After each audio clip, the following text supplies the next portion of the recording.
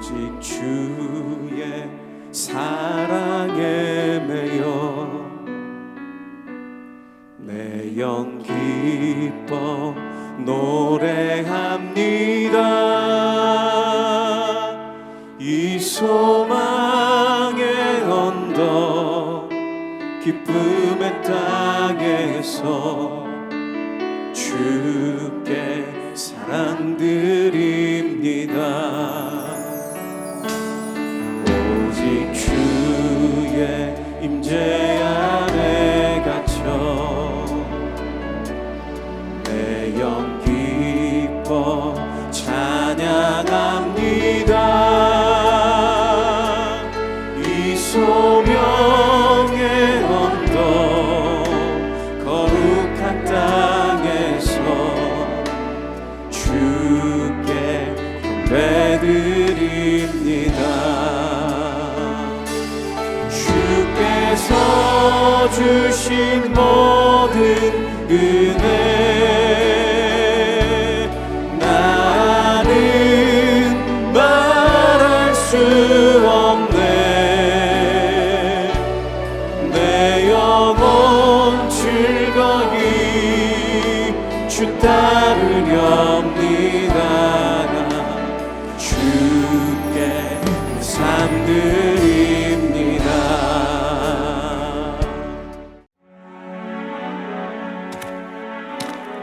우리가 방향을 돌려 여호와께서 내게 명령하신 대로 홍해길로 광야에 들어가서 여러 날 동안 세일산을 두루 다녔더니 여호와께서 내게 말씀하여 이르시되 너희가 이 산을 두루 다닌 지 오래니 돌이켜 북으로 나아가라. 너는 또 백성에게 명령하여 이르기를 너희는 세일에 거주하는 너희 동족 에서의 자손이 사는 지역으로 지날진대 그들이 너희를 두려워하리니 너희는 스스로 깊이 삼가고 그들과 다투지 말라. 그들의 땅은 한 발자국도 너희에게 주지 아니하리니 이는 내가 세일산을 에서에게 기업으로 주었음이라. 너희는 돈으로 그들에게서 양식을 사서 먹고 돈으로 그들에게서 물을 사서 마시라. 네 하나님 여호와께서 네가 하는 모든 일에 내게 복을 주시고 내가 이 큰 광야에 두루 다님을 알고 네 하나님 여호와께서 이 40년 동안을 너와 함께 하셨으므로 내게 부족함이 없었느니라. 우리가 세일산에 거주하는 우리 동족 에서의 자손을 떠나서 아라바를 지나며 엘락과 에시온 게벨 곁으로 지나 행진하고 돌이켜 모압 광야길로 지날 때에 여호와께서 내게 이르시되 모압을 괴롭히지 말라. 그와 싸우지도 말라. 그 땅을 내가 내게 기업으로 주지 아니하리니 이는 내가 롯 자손에게 아르를 기업으로 주었습니다. 이전에는 에밈 사람이 거기 거주하였는데 아낙 족속같이 강하고 많고 키가 크므로 그들을 아낙 족속과 같이 르바임이라 불렀으나 모압 사람은 그들을 에밈이라 불렀으며 호리 사람도 세일에 거주하였는데 에서의 자손이 그들을 멸하고 그 땅에 거주하였으니 이스라엘이 여호와께서 주신 기업의 땅에서 행한 것과 같았느니라.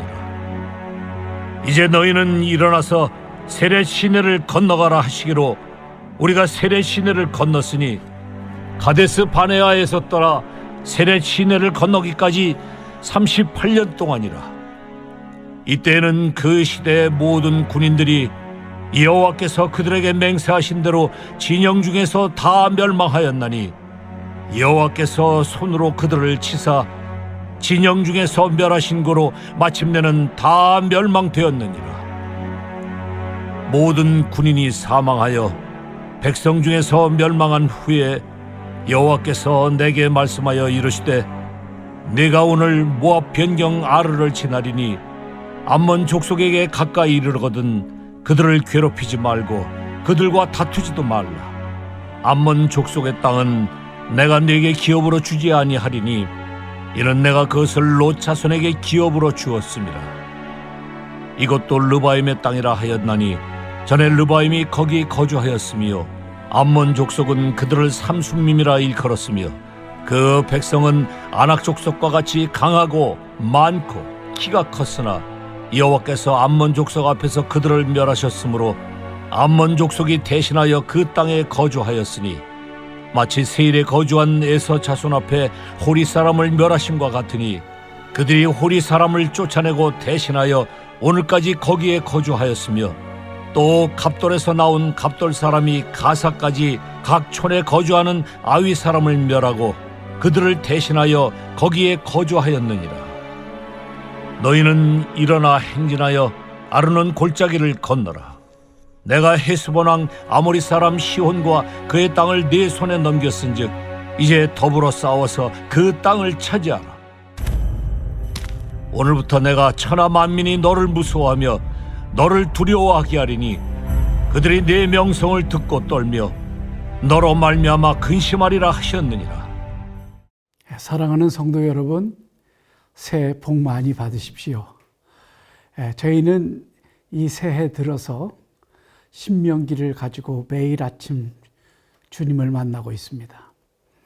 그런데 이 신명기를 이해하기 위해서는 잠깐 그 배경을 좀 설명해야 될 필요가 있을 것 같습니다. 이 신명기는 모세가 출애굽 1세대를 이끌고 나온 지 40년이 지나서 이제 곧 하나님 앞으로 가기 전에 출애굽 2세대에게 지난 40년을 회고하면서 그리고 앞으로 가나안 땅에 들어갈 우리 출애굽 2세대가 어떻게 살아야 되는지를 또 전망하면서 기록한 말씀입니다. 그래서 신명기서는 모세의 유언과도 같은 말씀이고 그리고 40년을 이스라엘 백성들을 이끌어오면서 경험한 그 내용을 다시 한번 출애굽 2세대가 시행착오를 하지 않기 위해서 주의를 당부하는 그런 내용으로 쓰여져 있습니다. 그래서 이 신명기에 제일 많이 나오는 단어가 제콜이라는 히브리어와 또 샤마라는 히브리어입니다. 제콜은 기억하라는 뜻이고 샤마라는 들으라, 청종하라 그런 뜻이 되겠습니다. 모세는 출애굽 2세대가 그 1세대가 행했던 잘못을 반복하지 않기 위해서 들으라라는 말과 청종하라는 말로 그들에게 주의를 당부하고 있습니다. 특별히 오늘 말씀은 네 가지입니다. 이제 오늘 말씀도 그 가데스 바네아 사건을 회고하면서 했던 말씀처럼 출애굽 1세대가 가나안 땅으로 들어오면서 겪은 이야기를 지금 하고 있습니다. 그 이야기인즉 에돔과 다투지 말고 모압과 싸우지 말고 암몬을 괴롭히지 말고 그리고 시온의 땅은 싸워서 정복하라는 것이 오늘의 주요 메시지입니다. 모세는 가나안 땅으로 들어가는 길목에 협조를 구해야 할 대상이 있었고 또 싸워야 할 대상이 있었음을 구체적으로 말씀하십니다. 먼저 5절 말씀을 함께 보겠습니다. 에돔에 대한 말씀입니다. 그들과 다투지 말라. 그들의 땅은 한 발자국도 너희에게 주지 아니하리니 이는 내가 세일산을 에서에게 기업으로 주었습니다. 에돔이 누구입니까? 에서의 후손들입니다. 에서의 후손이라고 하면 바로 야곱의 형 아니겠습니까? 그들이 지금 비록 하나님을 믿지는 않지만 과거에 그들의 형제입니다. 그런데 가나안 땅을 들어가기 위해서는 그 에서의 그 후예가 사는 에돔을 지날 수밖에 없었습니다. 그런데 그들이 그 지나는 길에 앞을 가로막을 수 있다고 얘기를 합니다. 한 발자국도 그 땅에 들이지 못하도록 그들이 양보하지 않을 거라고 말합니다. 그럴지라도 그들과 다투지 말라고 하십니다. 그들이 한 발자국도 허용하지 않더라도 다투지 말고 대신 돈으로 양식을 사 먹고 돈으로 물을 사 먹으려고 그렇게 권면한 것입니다. 사랑하시는 여러분, 우리가 언제 형제들과 다투게 됩니까? 이해관계가 되면 다투게 됩니다. 손해를 보지 않기 위해서 우리는 다투는 것입니다. 하나님은 그들과 다투지 않고 함께 잘 사는 방법을 가르쳐 주십니다. 대가를 지불하라는 것입니다. 네가 비용을 내고 심지어 손해를 보더라도 양보하면 다툼 대신에 사람을 얻게 된다고 하는 그런 교훈입니다. 두 번째로 모압에게도 싸우지 말라고 하십니다. 9절 말씀을 보겠습니다. 여호와께서 내게 이르시되 모압을 괴롭히지 말라. 그와 싸우지도 말라. 그 땅을 내가 네게 기업으로 주지 아니하리니 이는 내가 롯 자손에게 아르를 기업으로 주었음이라. 여러분, 모압이 누굽니까? 아브라함의 조카 롯의 후손 아닙니까? 역시 그들도 같은 혈육인 것입니다. 그런데 그들이 모압 땅을 지날 때 기억해야 될 사건이 또 하나 있었습니다. 그것은 뭐냐면 14절 15절에 보시면 가데스 바네아에서 세레 시내를 건너기까지 38년간을 걸렸다고 모세는 상기하고 있습니다. 10일이면 갈 수 있는 그 길을 38년이라는 오랜 세월이 걸리는 그런 슬픈 스토리를 말하고 있는 것입니다. 또 세 번째로 보면 암몬을 괴롭히지 말라고 19절에 기록됐습니다. 암몬 족속에게 가까이 이르거든 그들을 괴롭히지 말고 그들과 다투지도 말라. 암몬 족속의 땅은 내가 네게 기업으로 주지 아니하리니 이는 내가 그것을 롯 자손에게 기업으로 주었습니다. 이렇게 기록됐습니다. 여기서 보면 에돔과 모압과 암몬 후손에게는 절대로 다투지 말고 싸우지 말고 괴롭히지 말라고 말씀하고 있습니다. 왜냐하면 그들의 땅은 건드리지 말라고 하는 것입니다. 그들의 땅을 너희들에게 기업으로 주지 않았다고 하는 것입니다. 그러나 반대로 24절에 보면 네 번째 시온 땅은 차지하라고 이렇게 말씀하십니다. 너희는 일어나 행진하여 아르논 골짜기를 건너라. 내가 헤스본과 아모리 사람 시혼과 그의 땅을 네 손에 넘겼은즉 이제 더불어 싸워서 그 땅을 차지하라. 이 사건은 주변의 다른 나라들의 기세를 꺾는 큰 사건이 됩니다. 시온 땅을 출애굽 2세대가 정복함으로써 다른 주변에 있는 많은 사람들에게 얼마나 큰 두려움이 됐는지 모릅니다. 오늘 우리는 이 말씀을 통해서 교훈을 받습니다. 우리가 주님 말씀대로 한다면 싸워야 될 대상이 있습니다. 그것은 피하면 안 됩니다. 그것은 싸워야 합니다. 그리고 정복해야 합니다. 그렇지만 또 반대로 에돔과 암몬과 모압에게 교훈한 것처럼 다투지 말고 싸우지 말고 괴롭히지 말아야 될 대상이 있는 것입니다. 사랑하는 성도 여러분, 우리가 나가게 될 2024년도도 결코 쉽지 않은 길이 될 것입니다. 우리 가는 길을 가로막고 있는 사람이 나타날 수도 있고 우리의 가는 길을 방해하는 사람이 나타날 수도 있습니다. 그래서 때로는 우리의 가는 길이 막히거나 심지어 끊길 수도 있다고 생각을 합니다. 그렇지만 이러한 길을 지나가는 동안 하나님께서는 우리에게 분명히 말씀합니다. 양보하고 또 화해해야 될 대상이 있는가 하면 싸워서 정복해야 될 대상도 있다고 그렇게 말씀하십니다. 지난 광야 40년 동안 이스라엘 백성과 함께 하신 그 하나님께서 아무리 앞을 가로막는 사람이 있다 할지라도 우회하여 돌아간다 할지라도 그리고 또 막강한 힘을 가지고 우리와 싸워야 될 대상이 있다 할지라도 하나님은 그들에게 반드시 인도해 주시고 그 길을 승리로 이끌시겠다고 약속을 하고 있습니다. 그런데 여러분, 출애굽 1세대는 이 하나님의 말씀을 믿지 못하고 항상 불안함과 그리고 불신앙과 원망과 불평하다가 모두 광야에서 죽었습니다. 출애굽 2세대는 그 자신들의 부모, 할아버지, 할머니가 그렇게 죽어나가는 모습을 보면서 하나님의 길을 따르지 않고 세상을 따라갔던 사람들의 결과를 모두 보았습니다. 모세는 그런 불행한 과거를 거울 삼아 다시는 그러한 일이 이 세대만큼은 반복되지 않기 위해서 교훈한 것입니다. 어떻게 해야 됩니까? 하나님이 주신 말씀대로 살면 됩니다. 오늘도 하나님은 오늘 아침 이 말씀을 받는 우리에게 이렇게 말씀하십니다.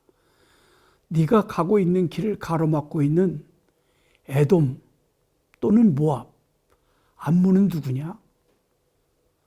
너는 그들에게 지금 어떻게 대응하고 있는 것이냐? 우리들 가운데 혹시 이러한 사람들과 다투거나 싸우거나 그들을 괴롭히는 분이 계시지는 않습니까? 오늘은 우리에게 다투지 말라, 싸우지 말라, 괴롭히지 말라는 이 말씀을 한번 잘 묵상하면 좋겠습니다. 오늘 우리에게 또 주님이 말씀하십니다. 다투지 않기 위해서, 싸우지 않기 위해서, 괴롭히지 않기 위해서 양보할 것이 있으면 양보하고, 심지어 비용이 들어가는 일이 있다면 네가 그 비용을 지불해라. 절대로 손해보는 일이 있어도 다투거나 싸우거나 괴롭히지 말고 그들과 협조하고 양보하고 화해하고 가라는 말씀을 우리의 마음속에 다시 한번 새기면 좋겠습니다. 또 그 반면에 우리가 싸워야 할 대상이 있습니다. 바로 시온의 땅입니다. 하나님은 이들과는 싸워야 된다고 말하고 있습니다. 정복해야 된다고 말씀하고 있습니다. 피 흘리는 희생이 따를지라도 싸워야 될 때는 싸워야 합니다. 싸움을 대상을 피하면 안 됩니다. 싸워야 될 대상을 무서워서 돌아가면 안 됩니다. 어쩌면 이 싸움의 대상이 사람이 아닐 수도 있습니다. 내 속에 있는 육신적인 자아, 하나님의 뜻을 방해하고 있는 내가 하고자 하는 어떤 욕구, 욕망, 야망 이런 것일 수도 있습니다. 사랑하는 성도 여러분, 이것과는 싸워야 합니다. 어떤 대가를 지불한다 할지라도 싸워서 우리가 승리해야 될 줄로 믿습니다.